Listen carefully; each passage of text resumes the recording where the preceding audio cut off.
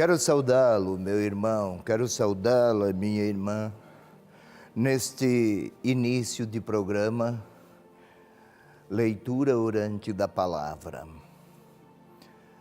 Recolhemo-nos desde muitos pontos deste nosso Brasil, desde muitos ambientes, muitas salas, muitos aparelhos, muitos silêncios, vamos falar assim.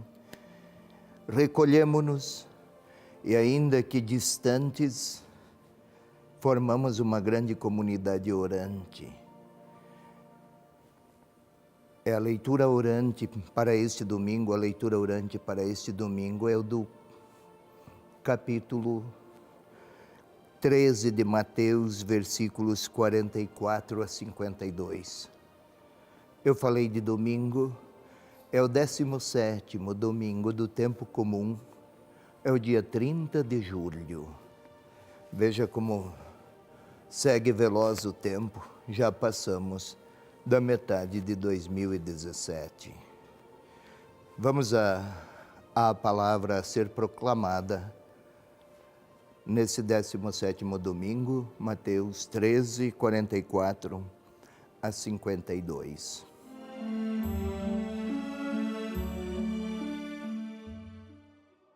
O reino dos céus é semelhante a um tesouro escondido no campo. Um homem o acha e torna a esconder, e na sua alegria vai e vende tudo o que possui e compra aquele campo. O reino dos céus é ainda semelhante ao negociante que anda em busca de pérolas finas. Ao achar uma pérola de grande valor, vai, vende tudo o que possui e a compra. O reino dos céus é ainda semelhante à rede lançada ao mar, que apanha de tudo. Quando está cheia, puxam-na para a praia e, sentados, juntam o que é bom em vasilhas, mas o que não presta deitam fora. Assim será no fim do mundo. Virão anjos e separarão os maus dos justos e os lançarão na fornalha ardente. Ali haverá choro e ranger de dentes. Entendestes todas estas coisas? Responderam-lhe, sim. Então Jesus lhes disse: por isso todo o escriba que se tornou discípulo do reino dos céus é semelhante a um proprietário que do seu tesouro tira coisas novas e velhas. Essa é a palavra, meu irmão, minha irmã, para esse 17º domingo, 30 de julho.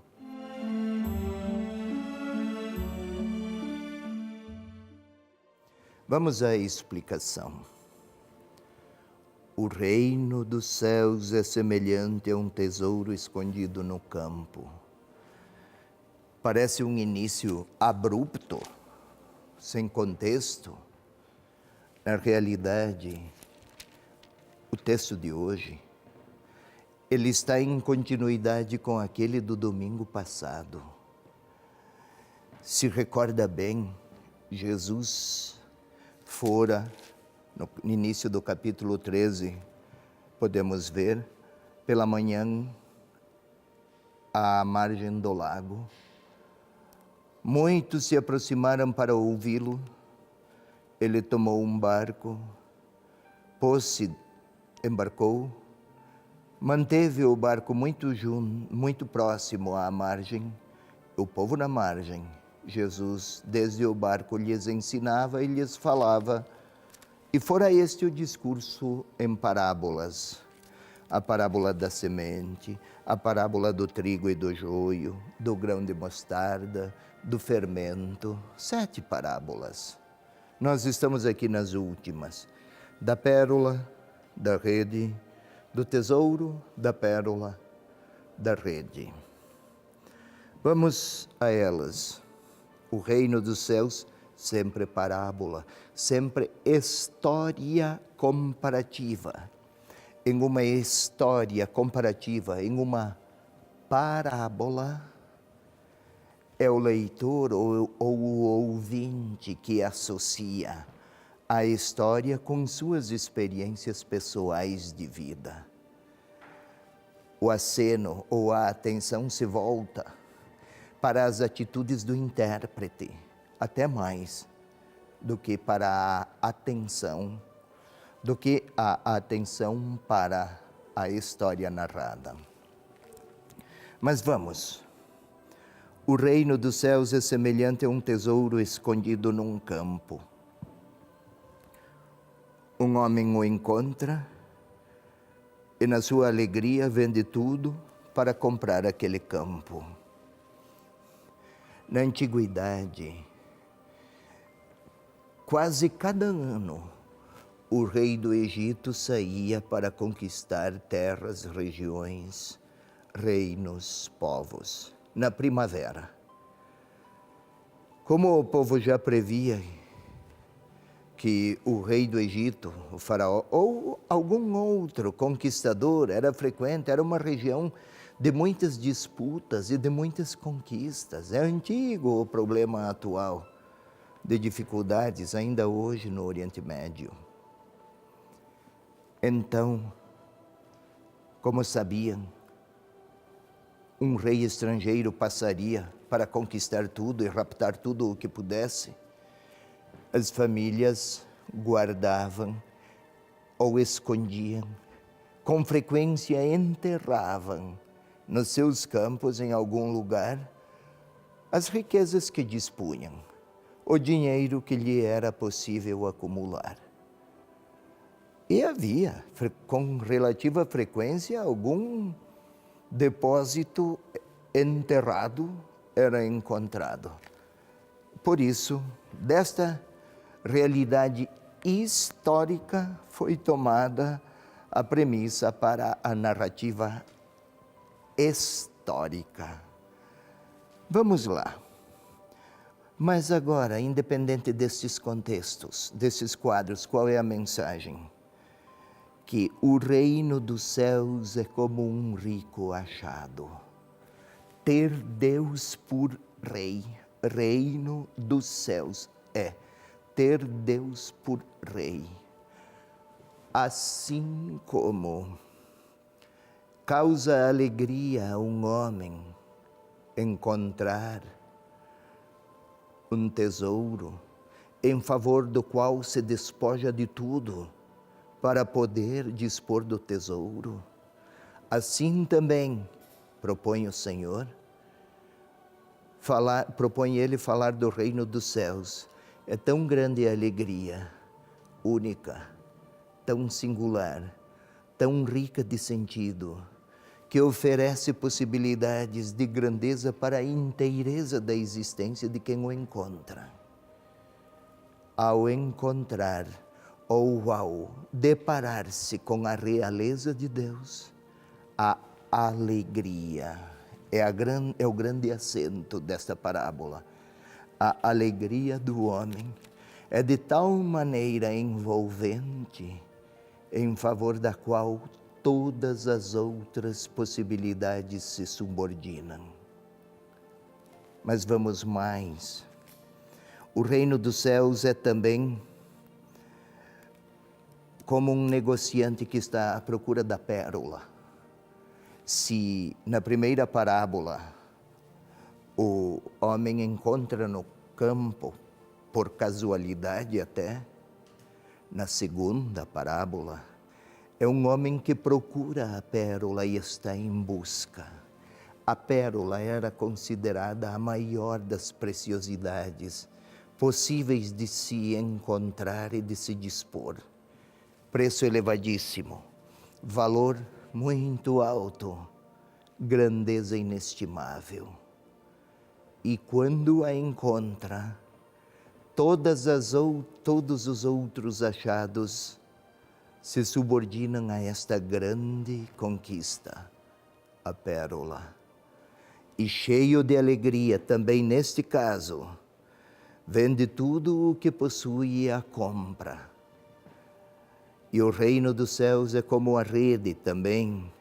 E aqui voltamos ao trigo e o joio de domingo passado. Bons peixes mesclados com outros de qualidade inferior e até aqueles sem qualidade. Uns serão tomados, outros não. Mas na realidade, o que está aqui o evangelista a dizer? Esta vida, ou esta nossa existência, ela nos foi concedida como gratuidade para que pudéssemos ter Deus por Rei. E a alegria, superior a quaisquer outras experiências de vitória humana, a grande alegria é ter alcançado o dom de, como grande Rei, ser o próprio Deus. Requer despojamentos, é verdade, como qualquer escolha na nossa vida vai requerer, vai exigir que em favor dela outras esperem ou sejam subordinadas. A titularidade, porém, é para a realeza de Deus. E é isso que está a nos propor a palavra. E uma pergunta quase a nos dirigir: quem é o grande Rei? Ou qual é a grande verdade pela qual sacrificamos as nossas mais vigorosas energias, as mais belas criatividades, as mais fecundas iniciativas? Não esqueçamos, quanto mais mescladas, como na parábola da rede, quanto mais mescladas forem as nossas escolhas, tanto menos de nós servirá ou tanto menor será em nós a generosidade, a realeza de Deus. Como a parábola da rede. Alguma coisa será separado de nós mesmos e jogado até na fornalha.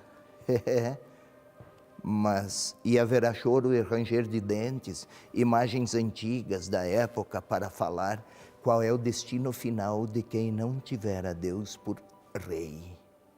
Não se trata aqui de falar de céu e inferno numa linguagem simplista, mas sim de resgatar em nós o que é nobre e separar o que em nós é pobre. Vivamos esta vida e estes tempos da nossa história, os dias da nossa existência, para fazer da nossa própria vida uma resposta criativa ao Senhor da história, ao Deus, Rei amoroso e misericordioso.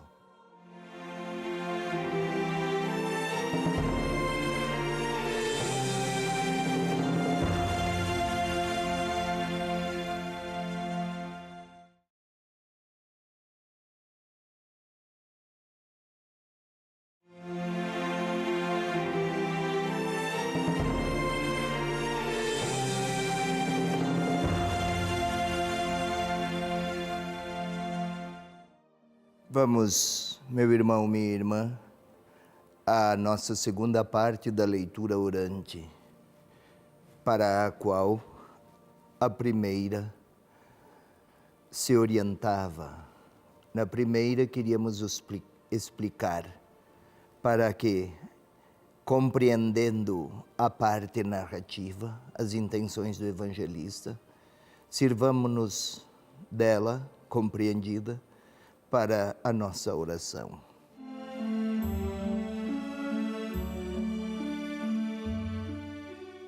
Como sempre, é necessário, é preciso que nos recolhamos à nossa intimidade. É desde lá que vamos orar. Queiramos predispor-nos, preparar-nos, pois, qualificar as nossas condições psicológicas, mentais, corporais para a oração. Ninguém vai a um evento importante com vestes descuidadas. Prepara-se bem, apresenta-se bem. Algo assim, mas no caso nosso, prepara-se para a oração. Queira respirar profundamente, colocando-se em uma posição que favoreça, que promova a intimidade e o recolhimento. Respire uma vez profundamente. Faça isso outra vez. Tente até sentir o sangue a percorrer as artérias, as veias. É preciso concentração, mas faça isso. O objetivo é que nos predisponhamos à oração. Tente sentir o ar a passar pelas suas vias aéreas, a encher os seus pulmões.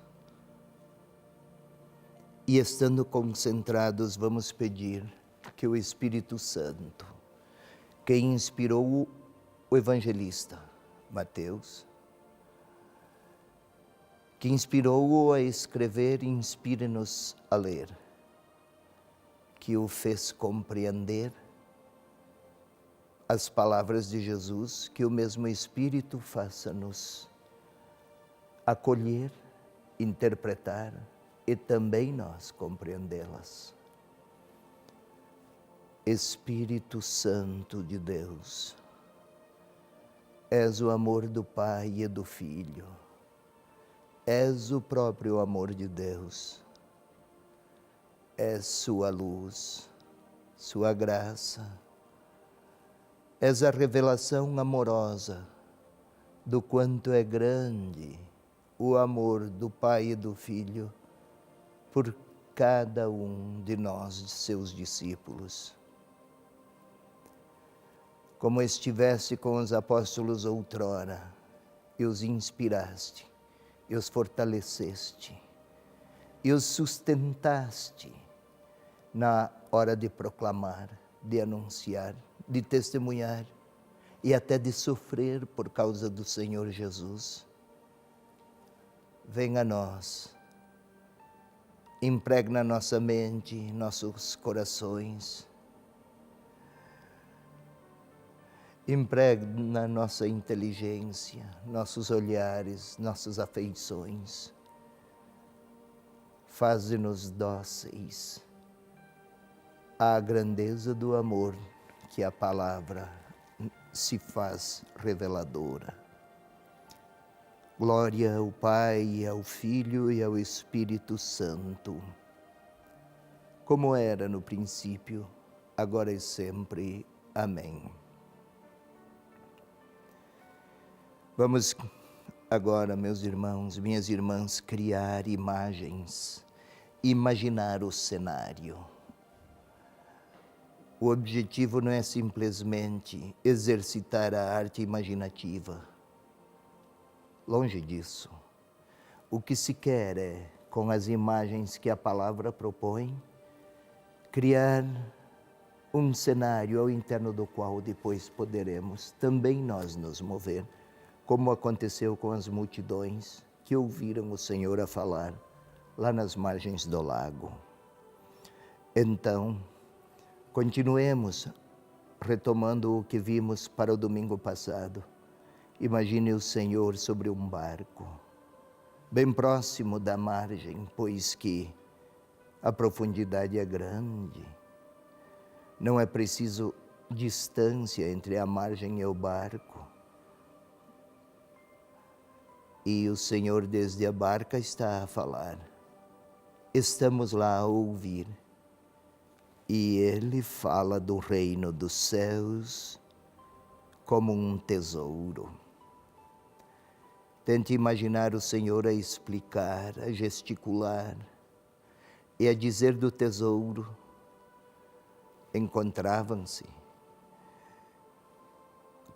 com alguma frequência moedas guardadas e escondidas, dado que aquela região era frequentemente conquistada ora por um, ora por outro rei da época.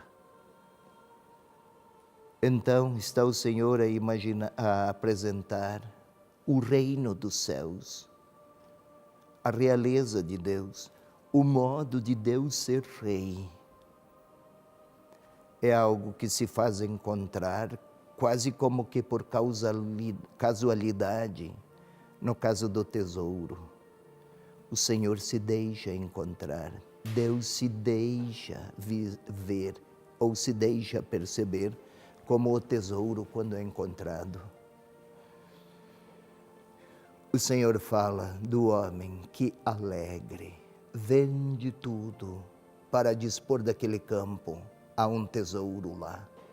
Assim o reino dos céus. O grande tesouro é ter a Deus por Rei. Fala o Senhor e continua Ele, podemos vê-lo lá na barca. Eu e você, e nós, e muitos, próximos de Cafarnaum. E o Senhor a falar sobre a pérola. Era um dos grandes desejos, entre preciosidades. A pérola é pequena, mas o valor é altíssimo. Assim naquela época. Agora não é casualidade.